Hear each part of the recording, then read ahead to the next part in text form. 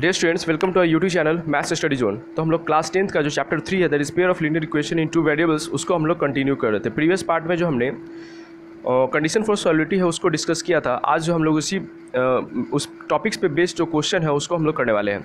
तो जो स्टूडेंट्स इस चैनल पर नए हैं, इस चैनल को सब्सक्राइब कर ले और नोटिफिकेशन बिल को ऑन कर ले, सो दैट जो भी आप लोग को यहाँ से वीडियो अपलोड किया जाएगा जल्द से जल्द मिल जाए। Now let's start the question. Question क्या है? फाइंड द वैल्यू ऑफ के का वैल्यू निकालना है if it the equation has a unique solution. यहाँ पे बोल दिया इक्वेशन का कैसे सोल्यूशन है, यूनिक सोल्यूशन बोल दिया गया है। तो यहाँ पे इक्वेशन देखो क्या है, के x plus 2y equal to 5, second है 3x plus Y equal to 1। अब आपको पता है कि यूनिक सोल्यूशन के लिए क्या क्राइटेरिया होता है, a1/a2 does not equal to b1/b2। तो पुट कर दो a1 का वैल्यू k, तो k/3 does not equal to 2/1। तो यहाँ से क्रॉस मल्टीप्लाई करोगे तो k इंटू 1k, तो k does not equal to 3 2 6, मतलब k 6 नहीं होगा। आपको समझना है, जनरली स्टूडेंट क्या मिस्टेक करते हैं इसको समझो। k does not equal to 6, यहाँ बोला है k का क्या वैल्यू है, आपने बताया कि k 6 नहीं है, तो k 6 नहीं, इसका मतलब क्या है 6 को छोड़ के बाकी सब है। तो इसका मतलब कि k is all real values, real number समझते हो ना, all real number except 6। k का वैल्यू सभी रियल नंबर होगा सिर्फ 6 को छोड़ के। तो इस तरह से हम लोग लिखते हैं, तो इस तरह से k का वैल्यू निकल जाएगा। उसी तरह से अगर ये इक्वेशन है 4x minus 5y equal to k, second है 2x minus 3y equal to 12। Unique solution के लिए k का वैल्यू निकालना। देखो ये क्वेश्चन इंपॉर्टेंट है, ठीक है। नाउ तो a1/a2 does not equal to b1/b2। Now write the value 4/2 equal to -5/-3। तो यहाँ पे देख सकते हो 2 डज नॉट इक्वल टू 5/3 आया। अब देखो यहाँ पे हमें बोला है k का वैल्यू निकालने के लिए, और इसमें k आया ही नहीं है, लेकिन जो भी टर्म आया है ये तो सेटिस्फाई कर रहा है कि LHS जो 2 है वो RHS 5/3 के इक्वल नहीं है। दैट मीन्स हमने यहाँ पे क्या ऑब्जर्व किया कि k से इंडिपेंडेंट है और कंडीशन भी ट्रू है। इसका मतलब कि k का वैल्यू कुछ ही पुट कर दो, इससे कोई फ़र्क नहीं पड़ने वाला है। k का वैल्यू कुछ भी हो सकता है, ये हमेशा यूनिक ही सॉल्यूशन होगा। इसीलिए हम लोग क्या लिखेंगे, k is any real values. k का जो वैल्यू होगा कोई भी रियल नंबर पुट कर दो, 0 1 2 3 4 5 -5 -6 कुछ भी पुट कर सकते हो, ये हमेशा यूनिक सॉल्यूशन ही देगा। करेक्ट। तो ये ध्यान रखना, इंपॉर्टेंट क्वेश्चन है, क्योंकि ये k का टर्म्स ही नहीं है। तो k का टर्म्स नहीं है, इसका मतलब इसका जो क्राइटेरिया है यूनिक के लिए, इससे k का कोई लेना देना नहीं है। जैसे इसमें k का लेना देना था, यहाँ k है ही नहीं, इसीलिए k कुछ भी हो सकता है। नाउ थर्ड क्वेश्चन है kx plus 4y equal to 3, second है 9x plus ky equal to 5। अब हमें क्या करना है, इसका यूनिक सॉल्यूशन के लिए k का वैल्यू निकालना है। तो क्या कीजिएगा, a1/a2 does not equal to b1/b2। अब क्या करो, वैल्यू पुट करो। तो a1 का वैल्यू कितना k, a2 का 9, तो क्या हो जाएगा k/9 does not equal to 4/k। इस तरह से करेंगे। अब क्या करो, क्रॉस मल्टीप्लाई करो, तो k इंटू क्या k square that is equal to 9 into 4 36। मतलब you have got k square does not equal to 36। तो स्क्वायर होता जाएगा तो क्या हो जाएगा +-6, तो मतलब k का value does not equal to +-6। k का वैल्यू क्या होगा, +-6 नहीं होगा। दैट मीन्स यहाँ भी वही चीज़, यहाँ बोला कि k जो है नहीं -6 होगा नहीं +6, इसका मतलब ये दोनों को छोड़ के बाकी कुछ भी हो सकता है। इसीलिए k is all real values except -6 and +6। Clear. तो ये ध्यान रखना है यूनिक सॉल्यूशन के लिए कि जब भी डज नॉट आएगा, इसका मतलब कि वो वैल्यूज जो है छोड़ के बाकी कुछ भी रियल वैल्यूज हो सकता है। नाउ अब नेक्स्ट टाइप का है, that is find the value of k का निकालना है इनफाइनाइट सॉल्यूशन के लिए। करेक्ट, इनफाइनाइट सॉल्यूशन के लिए तो क्या करना है, जो भी इक्वेशन है a1/a2 b1/b2 c1/c2 का वैल्यू निकालो। तो हमारे पास इनफाइनाइट सॉल्यूशन के लिए क्या है, वैल्यू पुट किया, तो 1/3 equal to 3/k equal to 1/3। इस तरह से आ गया, वैल्यू पुट कर दिया। तो कोई भी एक को कंपेयर कर दो, इसको सॉल्व कर दिया जाए, ये दोनों को।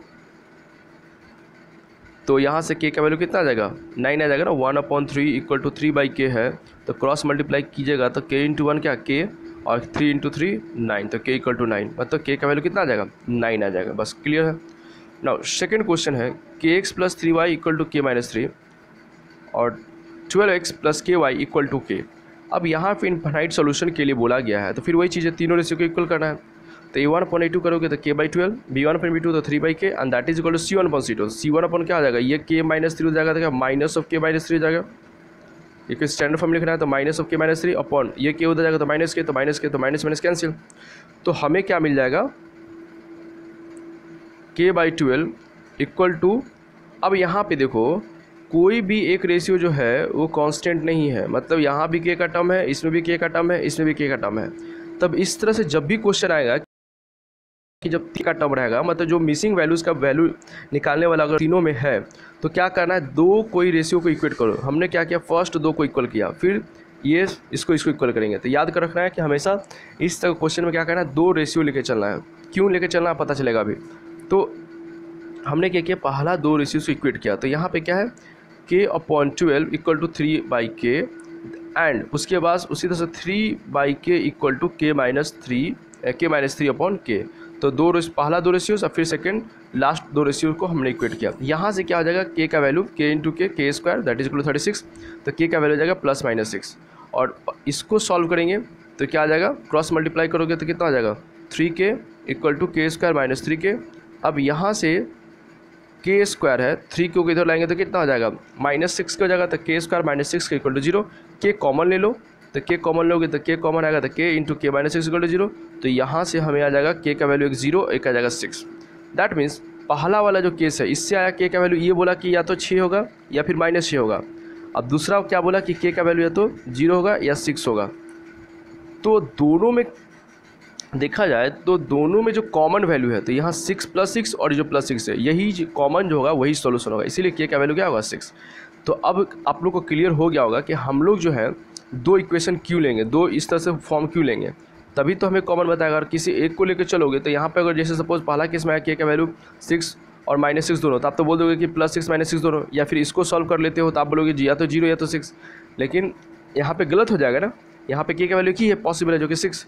तो इस तरह का क्वेश्चन में क्या करना है, हमेशा दो पेयर लो, दो को सॉल्व करो, और जो कॉमन होगा उसको हम लोग क्या करेंगे, सॉल्यूशन निकालेंगे। आप लोग का ये भी डाउट हो सकता है क्या सर हम फर्स्ट एंड लास्ट को नहीं कर सकते, वो भी कर सकते हो, ठीक है, कोई भी दो को करना है।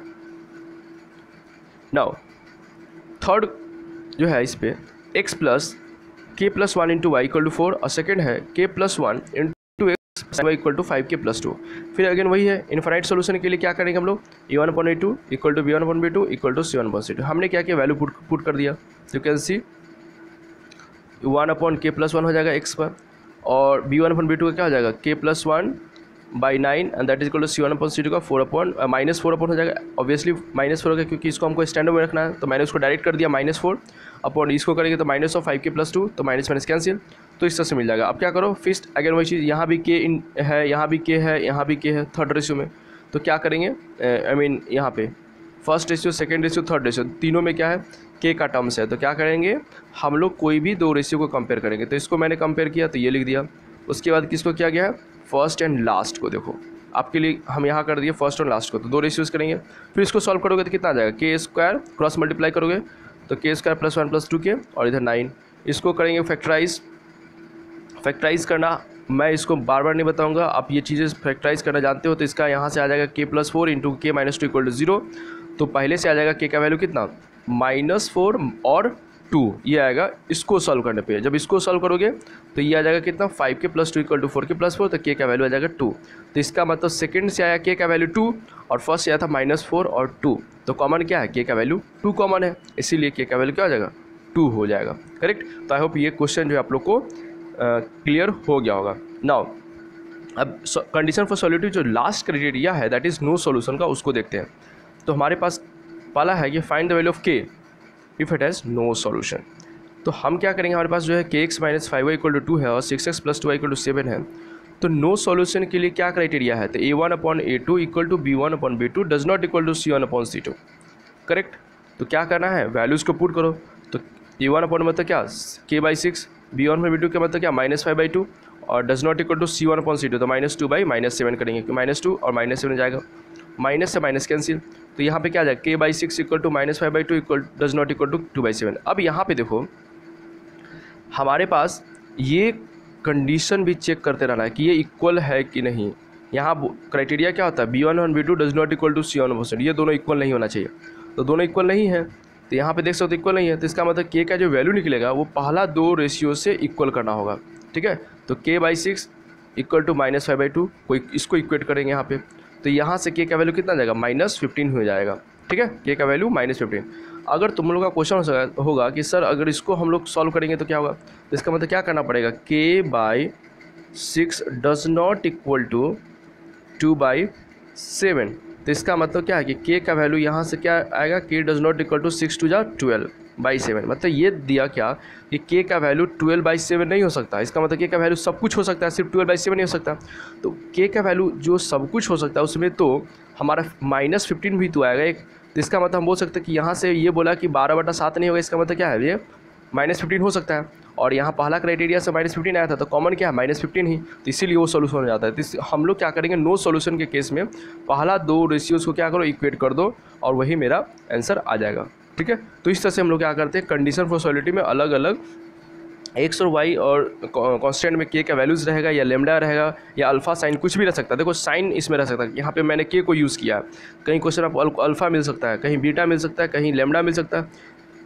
ठीक है, तो रिप्रेजेंटेशन है, कुछ भी रहेगा तो आपको उसी तरह से यूज़ करना है। ठीक है, तो आज के हम लोग इतना ही रखते हैं। तो इस तरह से हमारा जितना भी टॉपिक है pair of linear equation in 2 variable से वो सब कंप्लीट हो चुका है। अब क्या करना है, हम लोग ये सभी क्वेश्चन को जो टॉपिक पढ़ा है उसको हम अब वर्ड प्रॉब्लम्स जो है पेयर ऑफ लीनियर इक्वेशन का जो इंपॉर्टेंट है उसका इम्प्लीमेंटेशन हम लोग इसमें करके क्वेश्चन को सॉल्व करने वाले हैं। सो नेक्स्ट पार्ट में हम लोग रेस्ट ऑफ द थिंग्स जो है उसको डिस्कस करेंगे। सो आज के लिए इतना ही। Thanks everyone for watching the video.